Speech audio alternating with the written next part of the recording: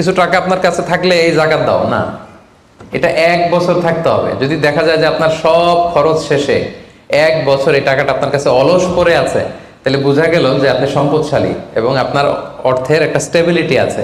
কি বলেন? তাহলে আপনি নেশাব পরিমাণ সম্পদের মালিক হলেন, এবং 1 বছর যদি থাকে 1 বছর শেষে আপনি জাকাত দিবেন। এই বছরটা কিন্তু সৌর বছর না, সোলার ইয়ারে হিসাব করলে হবে না, এটা লুনার ইয়ারে, চান্দ্র বৎসরে। খেয়াল রাখতে হবে, সৌর বছর জানুয়ারি ফেব্রুয়ারি মাসের যে হিসাবটা, এটা 365 দিনে 1 বছর। কিন্তু যেটা লুনার ইয়ার, চন্দ্র বছর, এটা কতদিন 1 বছর কে জানে? কেউ জানেন না। 300 হ্যাঁ 354 দিন, রাইট।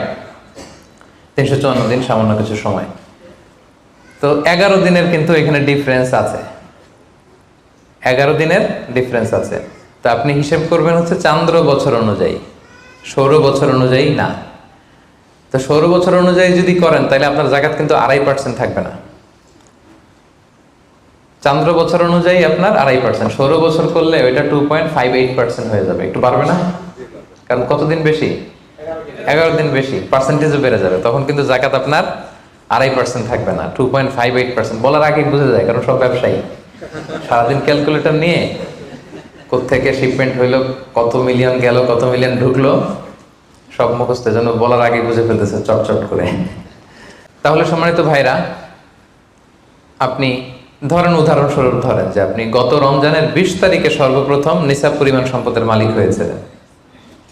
তো তারপরে আপনি খেয়াল করবেন যে দেখি সারা বছর এই পরিমাণ অতিরিক্ত অলস টাকা আমার কাছে পড়ে থাকে কিনা। থাকতে থাকতে থাকতে থাকতে এই রমজানের 20 পর্যন্ত দেখেন যে টাকা ওইটা তো আছে, আরো হয়েছে টাকা। তো তার মানে আপনি এখন জাকাত দিবেন, যেহেতু নিসাবের মালিকও হয়েছেন, আবার পূর্ণ একটা চন্দ্র বছরও আপনার অতিক্রম করেছে, স্থায়ী হয়েছে, তখন আপনি জাকাত হিসাব করবেন। তাহলে 2টা শর্ত বুঝলেন না? সর্বশেষ শর্ত, 5টা শর্তের সর্বশেষ শর্ত হচ্ছে ঋণ থাকতে পারবে না। ঋণ থাকলে ওইটা জাকাত থেকে বাদ যাবে।